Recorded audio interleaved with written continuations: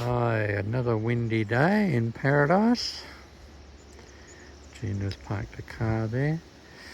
So this is the latest acquisition. Got it off the same guy, Steve, who sold us the FJ Holden.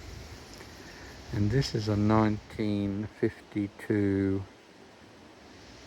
Mark 7 Jaguar. Manual transmission. Again, in beautiful condition.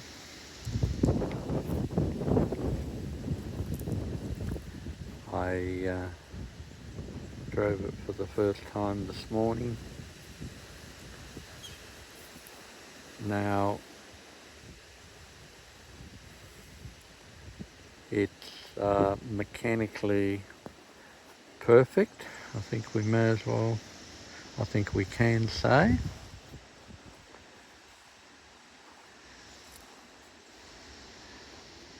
Go to this very famous engine, this one.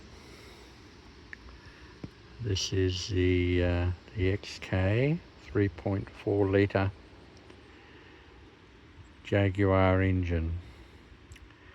Now why it's so famous is this particular car, this model car, hand built in Coventry, England.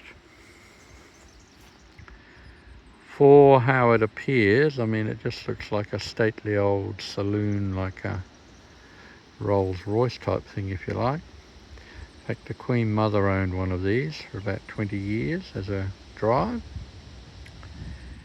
But these have an insane racetrack record. Let's go and have a look inside here. You can see everything's in beautiful condition. Sunroof all works and doesn't leak. Beautiful stained walnut dashboard. Fantastic carpet as new. The seats. Like about this car. Let's have a look in the back here.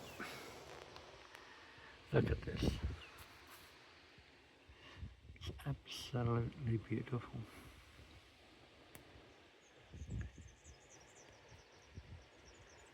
Might have to put a little bar in the back there.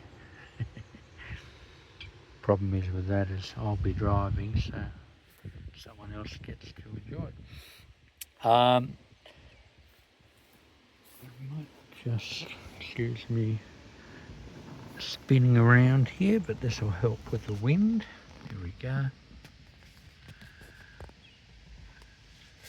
As I say, for such a giant old car,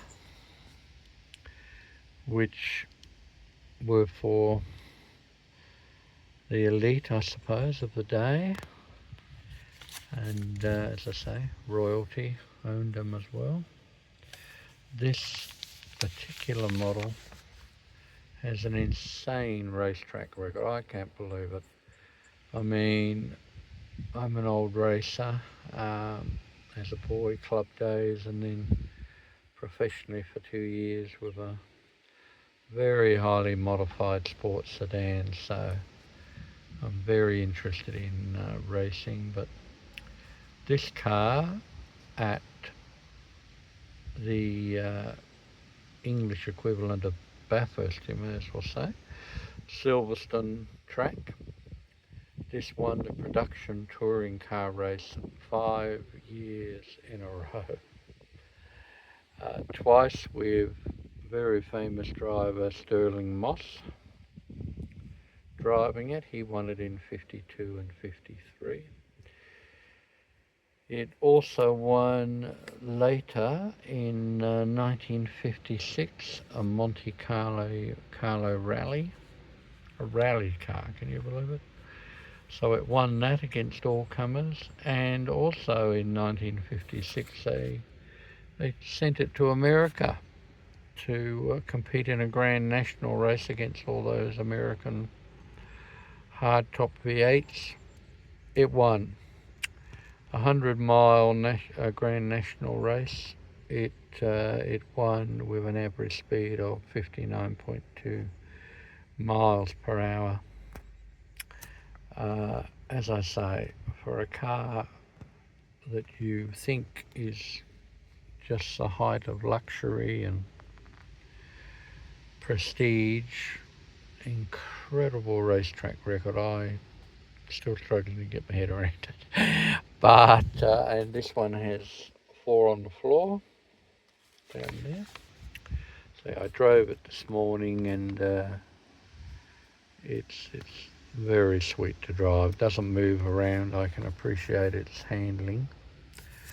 Back to that racetrack record. It also set for big saloons, I believe, a speed record of 121 miles per hour in 1953, and that was in Belgium. So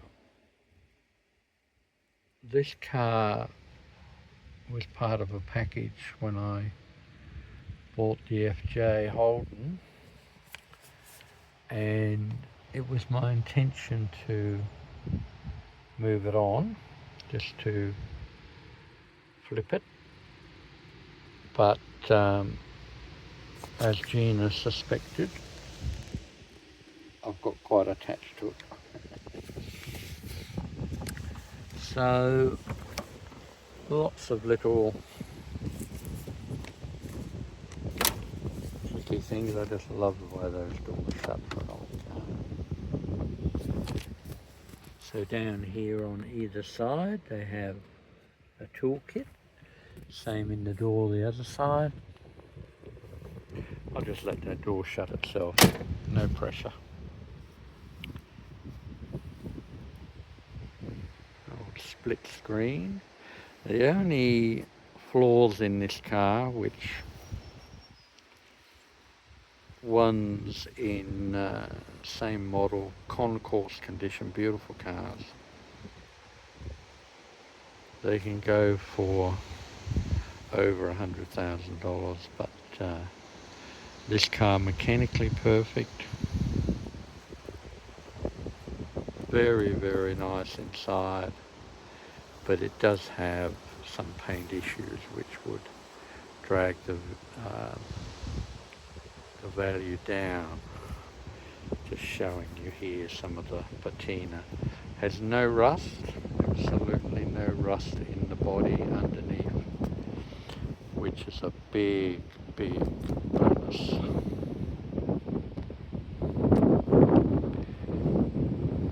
Back here, nice boot, but I'm going to spare hand to open it.